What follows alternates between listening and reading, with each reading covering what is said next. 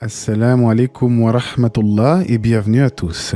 Le Coran n'a pas été révélé pour un seul peuple au détriment des autres, car la mission du prophète Mohammed est une mission universelle adressée à l'humanité tout entière, au-delà des origines, des cultures et des générations. Allah nous dit en ce sens, et nous ne t'avons envoyé comme miséricorde pour l'univers. Mais comme pour chaque nouvelle législation qu'Allah a décrétée à ses créatures, il y a des premiers pas, mais aussi de grandes épreuves. Naturellement, il y a forcément besoin d'une première personne qui adhère au message, et cette personne c'est Khadija bintu Khuwaylid, l'épouse du prophète Mohammed alayhi salatu wassalam. Elle est celle dont le prophète a vanté ses mérites en disant « Elle eut foi en mon message lorsque les gens le rejetèrent. Elle crut en moi lorsque les gens me traitèrent de menteur. Elle dépensa ses biens pour alléger mon chagrin lorsque les gens m'abandonnèrent. » Dans cette vidéo, nous allons chercher à comprendre pourquoi elle fut la première personne à embrasser l'islam et ce que son soutien nous apprend sur la place essentielle qu'elle occupe dans l'histoire de la civilisation islamique. Tout comme le prophète Mohammed était considéré comme Al-Amin, le digne de confiance par son peuple, Khadija de son côté était surnommée la vertueuse. Durant la période pré-islamique, elle se maria 2 fois avant son mariage avec le prophète Mohammed alayhi salatu wassalam. C'était une riche commerçante, intelligente et intègre, dont l'activité prospère lui permettait notamment de ne pas avoir à côtoyer directement les hommes. D'ailleurs, on rapporte qu'elle ne s'intéressait à aucun des notables de Quraysh, elle était uniquement focalisée sur son travail qu'elle exécutait avec sérieux. En fait, elle ne voyageait pas elle-même mais donnait plutôt ses ordres du haut de sa tour d'ivoire et s'il y avait une crise à gérer, elle s'en chargeait au beau milieu d'une salle de convives réservée à la famille et aux proches. Sur le plan moral, elle était connue pour être une femme digne et respectable qui ne se rendait pas aux soirées où l'on veillait tard, remplies de musique et de distractions. Les autres femmes mécoises étant au courant du sérieux de Khadija, en sa présence, elles évitaient toute parole futile. Mais on dit aussi qu'elle était très spirituelle, en ce sens qu'elle s'interrogeait beaucoup sur l'au-delà ainsi que sur les grandes questions existentielles. On dit d'ailleurs qu'elle ne s'adonnait pas à l'idolâtrie de son peuple, même avant la révélation. Plus encore, elle était très à l'écoute de son cousin Waraka, un vieil homme qui avait consacré sa vie à la recherche de la vérité, en s'appuyant notamment sur la Torah et l'Évangile. Il affirmait qu'un prophète et messager serait suscité parmi les descendants d'Ismaïl, donc parmi les Arabes. Malgré son statut et sa renommée au sein de son peuple, Khadija restait humble et était connue pour sa générosité et son aide aux plus démunis. À vrai dire, sa demeure abritait des femmes pauvres et elle n'hésitait pas à dépenser de ses biens pour les autres. La plupart des Mécois enviaient son rang, son comportement et son intelligence, ce qui les poussa à la surnommer la dame des femmes de Quraysh. Comme je le disais, Khadija avait été mariée 2 fois avant son mariage avec Rasulullah alayhi salatu wassalam. Son premier époux décéda tandis qu'elle n'avait encore que 17 ans, dit-on, suivi de très près par son deuxième mari un peu après ses 20 ans, la laissant ainsi seule avec 4 enfants. Cependant, elle fit preuve de patience et de résignation sans se laisser abattre par les événements. Dans la mesure où les mœurs arabes de l'époque n'acceptaient pas qu'une femme reste veuve trop longtemps, eh bien, pas un mois ne passait sans que Khadija ne reçoive des demandes en mariage, surtout qu'elle était admirée par les gens de sa nation pour sa beauté morale, mais également pour son physique. Mais Khadija refusa toutes ces demandes en mariage, se consacrant entièrement à son activité de commerçante. Peut-être qu'au fond, elle attendait un homme qui se démarquait sur le plan moral et spirituel et non simplement un mari pour aller dans le sens des conventions sociales. Concernant son travail, il faut dire que Khadija était unique à son époque et surpassait même les hommes dans le domaine. C'est après la mort de son deuxième époux qu'elle excella dans cette entreprise, une entreprise bénie et prospère. Les commerçants du Levant, de Perse et de Rome attendaient toujours avec impatience la marchandise de Khadija, connue pour sa qualité et sa diversité. En fait, elle déléguait et était totalement indépendante dans son commerce. Dans certains récits relatés par les biographes, il est dit que Khadija fit un jour un rêve où elle perçut un immense soleil descendre du ciel vers la Mecque et ainsi imprégner son foyer de lumière qui se déversera ensuite sur tout le reste du monde. Au vu de toutes ces nobles qualités qui faisaient de Khadija une femme exemplaire, intègre et en quête de sens, son mariage avec un homme tel que Mohammed et son acceptation immédiate de la vérité n'est donc pas étonnant du tout. En effet, Mohammed était lui aussi connu pour ne pas prendre part au polythéisme local, ainsi que pour son honnêteté et ses hautes vertus morales. Après avoir travaillé en tant que berger, il approchait de l'âge de 25 ans lorsqu'il se tourna vers le commerce. Il ne cherchait pas à s'enrichir au maximum, mais seulement à s'assurer d'un honnête moyen de subsistance. Cependant, son oncle Abu Talib lui conseilla de travailler pour Khadija bintou Khuwaylid. Il lui expliqua que Khadija était connue pour envoyer des hommes à la tête de caravanes afin qu'ils commercent avec son argent pour en tirer une partie des bénéfices. Comme Mohammed était connu pour sa vertu et sa véracité, Abu Talib se dit que son neveu pourrait facilement être embauché par Khadija. Et c'est ainsi que le prophète ﷺ fit son entrée dans la vie professionnelle de Khadija, qui accepta directement une collaboration avec lui. Sans doute connaissait-elle ses qualités innées et son bon comportement. Quoi qu'il en soit, elle put ensuite constater par elle-même que les éloges adressés à Mohammed ibn Abdillah n'étaient pas infondés. En effet, lors de la première mission qui lui fut confiée, Khadija aurait pu s'attendre, comme n'importe quel autre homme, à ce que Mohammed laisse les autres employés se charger seuls de la marchandise, tandis que lui-même prendrait place tranquillement sur l'un des dromadaires. Mais au contraire, Mohammed ne s'occupait pas uniquement de la négociation, mais il supervisait le chargement, prenait soin des animaux de transport et faisait preuve d'une bienveillance extraordinaire. De plus, il était particulièrement actif dans son travail fort et n'hésitait pas à toujours participer, quelle qu'en soit la tâche à accomplir. Lorsque Maïsara, le serviteur de Khadija qui avait accompagné Mohammed pour le voyage de commerce, revint auprès de Khadija, il lui décrivit tout ce qu'il avait pu observer, le comportement émérite et la grande intelligence de Mohammed. En raison de cette excellence de caractère, Khadija rémunérait gracieusement Mohammed plus du double du salaire qu'elle donnait aux autres. Elle avait en fait toute confiance en lui et en son travail de qualité, sallallahu alayhi wa sallam. En plus de bénéficier des mœurs les plus sublimes et d'un savoir-faire exemplaire, le prophète était aussi connu pour être un bel homme physiquement et en ce sens, Allah voulut que son dernier messager incarne la perfection tant sur le plan moral que physique. Après avoir refusé des demandes en mariage de nombreux prétendants, Khadija savait au fond d'elle que cet homme, Mohammed, pourrait bien être l'homme qu'Allah lui a prédestiné et elle lui fit parvenir une demande en mariage par l'intermédiaire de l'une de ses amies. Mohammed accepta cette demande sans aucune hésitation. L'opinion la plus célèbre chez les savants de l'islam est qu'à cette époque, il avait alors 25 ans et Khadija en avait 40. C'est d'ailleurs ce que relatent la plupart des récits et c'est l'âge que je mets en avant dans mes vidéos sur la Sira. Cependant, j'ai eu vent aussi de certains propos de chercheurs qui avancent qu'elle aurait eu 28 ans, car selon eux, il semble peu probable que Khadija ait réussi à enfanter après ses 40 ans, mais Allah sait mieux ce qu'il en est. En effet, Allah est capable de toutes choses au sein de sa création et personnellement, l'âge de 40 ans de Khadija ne m'a jamais étonné. Mais il est bon tout de même de citer parfois les divergences afin d'être conscient qu'il n'existe pas un seul et unique avis. Le mariage entre Mohammed et Khadija étant concrétisé, Khadija considérait cette union comme un préambule venant d'Allah pour une nouvelle vie pleine de biens, de bénédictions et d'un avenir radieux.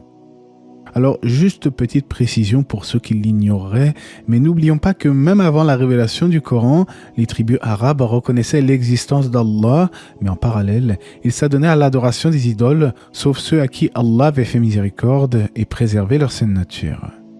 Pourquoi je vous dis ça? Parce que certains pourraient s'interroger sur l'usage d'expressions telles que Khadija considérait ce mariage comme un bienfait d'Allah.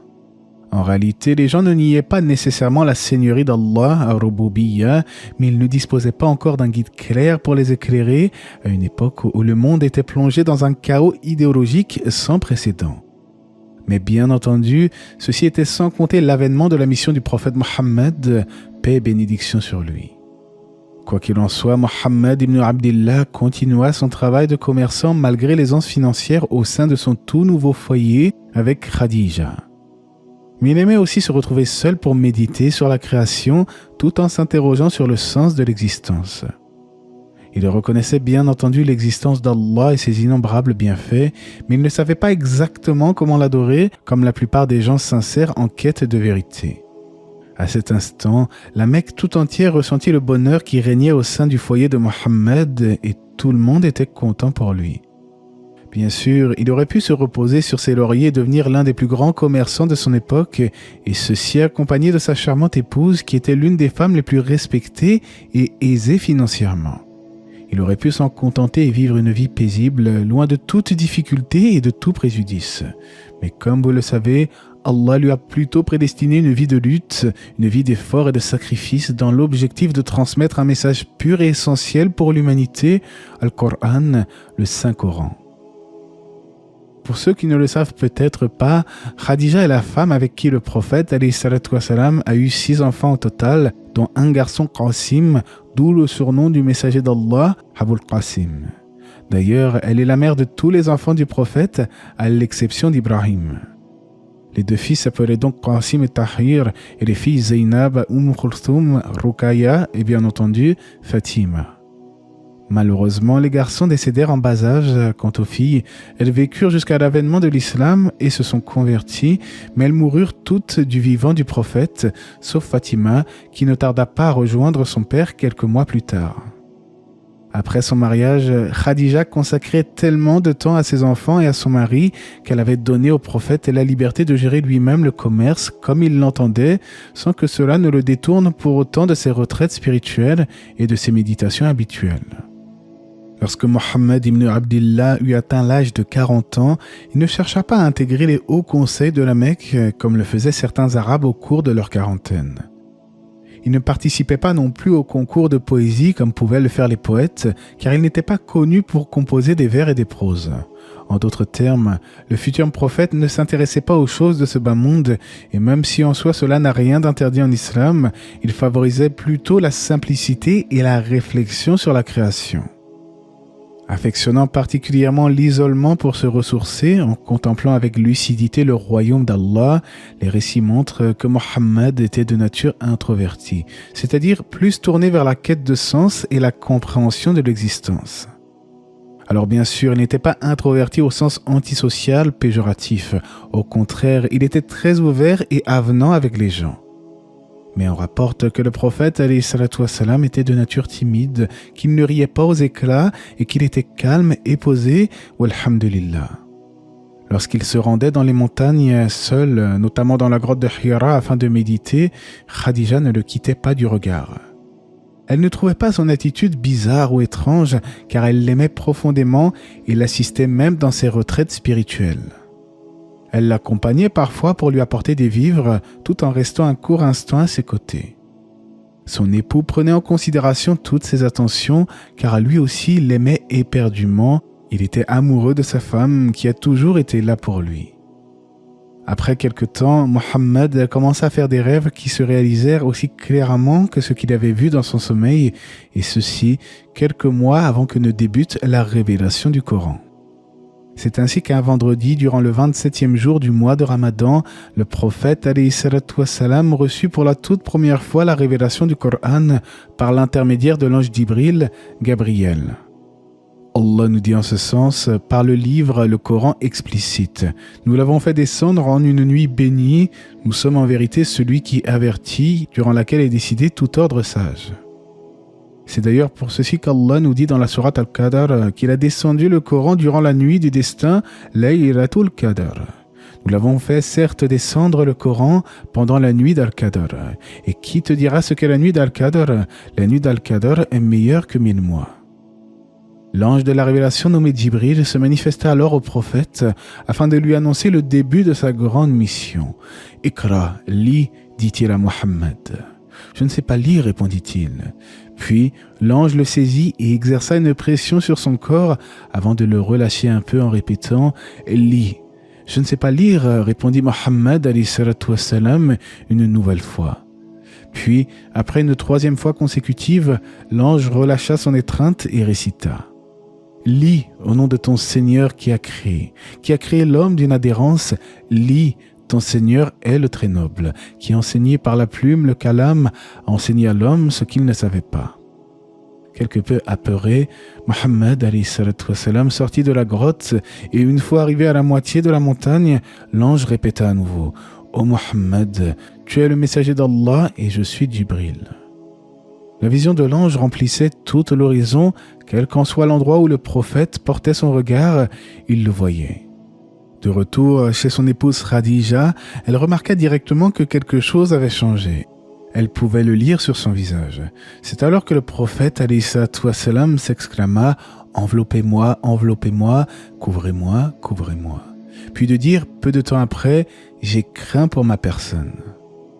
Mais Khadija rassura son mari et lui répondit instantanément « Jamais Allah ne te déshonorera. Par Allah, en effet, tu entretiens les liens de sang, tu dis la vérité, tu honores l'invité, soutiens le faible, tu fais don aux démunis et tu aides les gens touchés par un malheur. » Khadija ne doutait nullement de la véracité des propos de son époux, mais elle se rendit tout de même chez son cousin Waraka pour lui demander des conseils sur cette histoire, car elle savait qu'il avait énormément de connaissances et de bons conseils. Selon lui, il n'y a pas l'ombre d'un doute. Il s'agit de la continuité du message qui fut autrefois révélé à Moussa alayhi salam, le prophète Moïse. Il dit à Khadija de conseiller à Mohammed de rester ferme. Peu de temps après, le prophète reprit ses habitudes et lorsqu'un jour il se rendit sur la place de la Kaaba, il rencontra ce Waraka. Et celui-ci lui dit « Par celui qui détient mon âme dans sa main, tu es certes le prophète de cette communauté. C'est l'archange Gabriel qui vint autrefois à Moussa. Tu seras démenti, lésé, chassé et combattu. Si je vis jusqu'à ce jour, je te soutiendrai de toutes mes forces. » Il approcha ensuite sa tête pour l'embrasser au niveau du front. Mais alors, quelle fut la réaction de Khadija? C'était une femme lucide et intelligente, et certains pourraient penser que, pour faire preuve d'un esprit cohérent, il aurait certainement fallu trouver une explication purement rationnelle à cette situation. Peut-être s'était-il trompé, peut-être avait-il eu des hallucinations, son histoire semble étrange tout de même. Eh bien non, pas du tout. La véritable intelligence, c'est de reconnaître la vérité quand elle se manifeste clairement au grand jour, et c'est ce que fit Khadija, qu'Allah l'agrée. Elle crut en son message pleinement, sans remettre en doute ses propos à aucun moment. Khadija le rassurait, l'encourageait et le consolait, car le prophète ﷺ doutait encore et était quelque peu troublé. En effet, lorsqu'il repartit plus tard en direction de la grotte, l'ange n'était plus là et la révélation s'interrompit pendant un certain temps. Il se posait donc énormément de questions. Mais alhamdulillah, la révélation finit par reprendre et l'ange Jibril transmit de nouveau des versets au messager d'Allah, alayhi salatu wassalam. Ô toi, Mohammed, le revêtu d'un manteau, lève-toi et avertis, et de ton Seigneur célèbre la grandeur, et tes vêtements purifie-les, et de tout péché écarte-toi. La prédication du prophète s'apprêtait alors à commencer avec le lot d'épreuves qui découlera de ce prêche, car son peuple n'était pas encore prêt pour la plupart à accepter le message de l'islam si facilement. Enlisé dans le polythéisme abject depuis des générations, le message du monothéisme pur ne fut pas accueilli à bras ouverts par les notables de Quraysh. Mais revenons-en à Khadija. Comme je le disais, elle ne démentit pas les propos de son époux. Bien au contraire, elle crut en lui sans la moindre parcelle de doute dans son cœur, elle le connaissait très bien. Elle avait vécu avec lui pendant de nombreuses années. Mohammed n'était nullement un menteur. Au contraire, c'était le digne de confiance par excellence, la sincérité incarnée, alayhi salatu wassalam.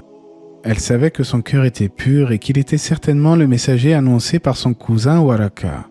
Elle attesta alors qu'il n'y a de divinité en droit d'être adorée si ce n'est Allah et que Mohammed est son messager, une attestation de foi de l'islam.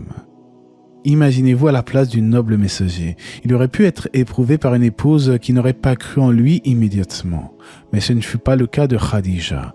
Elle accepta l'islam, soutint le prophète tout en étant consciente des difficultés à venir et le consola à chaque fois qu'il avait besoin de soutien. Cela nous montre le rang éminent et la perfection de caractère de cette illustre femme qu'Allah a placée sur le chemin de Rasulullah sallallahu alayhi wa sallam. Elle fut donc la première personne à accepter l'islam, c'est-à-dire la législation apportée par le Coran, dernière révélation destinée à l'ensemble de l'humanité. En effet, l'islam dans son sens général englobe toutes les générations, car tous les prophètes étaient sur la religion du monothéisme pur, la soumission à Allah, et étaient donc par définition musulmans. En revanche, l'islam en tant que législation spécifique révélée au prophète Mohammed est apparu au 7e siècle et Khadija fut la première à y adhérer. On rapporte de Ibn Ishaq, l'un des premiers historiens à avoir rédigé la biographie du prophète, Khadija crut en lui. Elle ajouta foi à ce qu'Allah lui révéla. Elle le soutint dans son affaire. Elle fut la première à croire en Allah et son messager. Elle crut en son message. Ainsi, à travers elle, Allah allégea la charge du messager d'Allah. Jamais elle n'entendit une parole détestable de réfutation ou de démenti à son encontre qui l'attrista sans qu'Allah ne le soulage via son épouse. Selon un récit relaté dans la Sira d'Ibn Hisham, le prophète a un jour réalisé ses ablutions devant Khadija, comme Jibril le lui avait montré auparavant, puis ils ont accompli ensemble la prière. À noter qu'avant les 5 prières prescrites imposées lors du voyage nocturne et l'ascension, la prière s'accomplissait différemment. Il y avait seulement une prière à faire avant le coucher du soleil et une autre avant le lever du soleil. Certains savants prennent pour preuve certains versets comme celui de la sourate Toha par exemple, supportent patiemment ce qu'ils disent et célèbrent sa louange avant le lever du soleil et avant son coucher. Ainsi, on rapporte que c'est avec joie que Khadija priait aux côtés de son époux afin de glorifier et de rendre grâce à son Créateur. Nul doute qu'après cela, elle enseigna à ses filles les bienfaits de l'adoration et du monothéisme pur et essentiel, at-tawhid en arabe. Ni les idoles présentes au sein de la Kaaba, ni celles que l'on déposait dans les foyers ne pouvaient être utiles aux gens, ni leur être nuisibles. Il s'agissait seulement de croyances superstitieuses et de polythéisme, ash-shirk, le summum du péché. Comme vous le savez, au départ, la prédication musulmane, c'est-à-dire l'appel à Allah, s'effectuait en secret et de manière discrète. Il est évident que les Qurayshites auraient cherché à couper l'herbe sous le pied à un message qui risquait de mettre en péril les fondements de leur société basée sur l'idolâtrie. Conséquemment, les gens les plus proches du prophète commencèrent à se convertir, Ali ibn Abi Talib et Abu Bakr as-Siddiq. Puis les gens embrassèrent l'islam petit à petit, toujours dans la discrétion, en évitant d'ébruiter l'affaire au grand jour. Mais après 3 ans d'appel en secret, Allah révéla au prophète de clamer ouvertement son message tout autour de lui. Et avertit les gens qui te sont les plus proches, mais s'ils te désobéissent, dis-leur, moi, je désavoue ce que vous faites. Et place ta confiance dans le Tout-Puissant, le très miséricordieux, qui te voit quand tu te lèves et voit tes gestes parmi ceux qui se prosternent. C'est lui vraiment l'audient, l'omniscient. Dès lors, toute la Mecque fut au courant de cette affaire et il est évident que les polythéistes de Quraysh ne voyaient pas cette prédication d'un bon œil. Néanmoins, Khadija encourageait toujours le prophète dans sa mission et l'incitait même à se réunir avec eux afin de dialoguer. Malheureusement, les polythéistes le menacèrent lors de la réunion en question en lui disant que s'il ne cesse pas d'appeler à ce à quoi il appelle, il sévirait certainement contre lui. Pourtant, les gens de son peuple savaient pertinemment qu'il n'était pas un menteur, comme ce jour où l'on rapporte qu'il proclama sur l'une des montagnes de la Mecque « Ô mon peuple, et si je vous disais qu'il y a derrière cette montagne une armée prête à vous attaquer, me croiriez-vous » ? « Oui, bien sûr, nous ne connaissons de toi que la vérité, » répondirent-ils en chœur. Mais lorsqu'il détailla son message, ils se détournèrent, et c'est alors que Abu Lahab lui dit « Est-ce pour cela que tu nous as réunis ?» C'est d'ailleurs à son sujet que Allah révéla la parole que périssent les demain d'Abu Lahab et que lui-même périsse. Sa fortune ne lui sert à rien, ni ce qu'il a acquis. Il sera brûlé dans un feu plein de flammes, de même sa femme, la porteuse de bois, à son cou, une corde de fibres. Si vous avez déjà écouté les vidéos sur la sira du prophète ou même lu les ouvrages qui lui sont consacrés, vous connaissez la suite. Le prophète alayhi salatu wassalam fut durement éprouvé ainsi que ses compagnons, subissant les persécutions des Mécois, les tentatives d'assassinat, la moquerie, l'humiliation et même parfois la torture. Ce fut le cas de Bilal qui, étendu en plein soleil sur le sol rocailleux de la Mecque, fut écrasé sous une énorme pierre. Sans oublier Soumaïa, la mère de Ammar ibn Yassir et première martyre de l'islam, qui fut tuée des mains d'Abu Jahal avec une lance. Mais les véritables croyants restèrent fermes et inébranlables face aux attaques perfides des associateurs, et Khadija, qui était au courant de la situation, n'a jamais demandé à son époux de stopper sa mission pour retrouver la cohésion avec son peuple. Au contraire, elle le soutenait et était toujours à son côté, alayhi salatu wassalam. Elle adorait son Seigneur en l'invoquant de faciliter les musulmans dans leurs épreuves et afin qu'Allah fasse triompher la cause de l'islam. Et c'est ainsi que l'on comprend mieux la célèbre parole du messager d'Allah qui répondit un jour à Aïcha au sujet de Khadija. Elle eut foi en mon message lorsque les gens le rejetèrent. Elle crut en moi lorsque les gens me traitèrent de menteur. Elle dépensa ses biens pour alléger mon chagrin lorsque les gens m'abandonnèrent. Un jour, peu de temps après la fin d'un blocus économique orchestré par les polythéismes de Quraysh à l'encontre des musulmans, Khadija s'apprêtait à rejoindre sa demeure, mais elle n'avait pas la même vitalité que d'habitude. Elle ressentait une certaine lourdeur et sentit que son corps commençait à s'affaiblir. Ses mouvements devenaient lents, limités et ses actions moins nombreuses.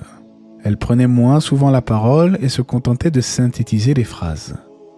Même si elle put observer de son peuple une agressivité incroyable envers le prophète et ses compagnons, elle vit aussi les gens entrer petit à petit en islam, adhérer au message du Seigneur de l'univers.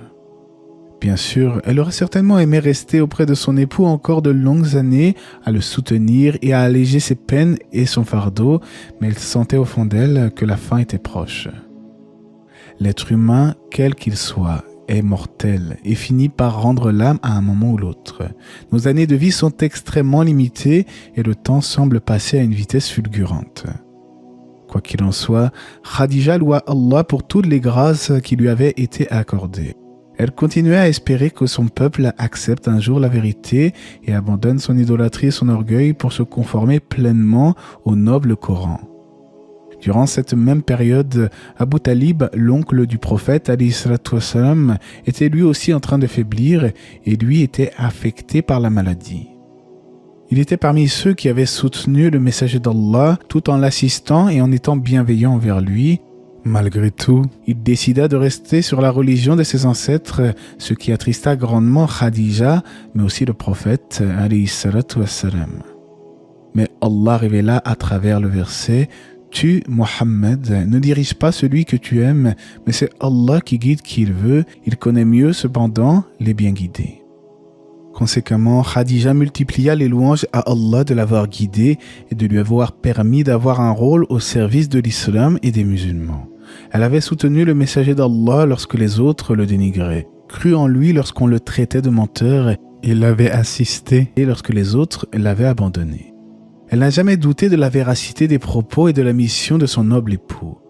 Première croyante à embrasser l'islam, elle est un exemple pour les femmes musulmanes, mais aussi pour tous les musulmans.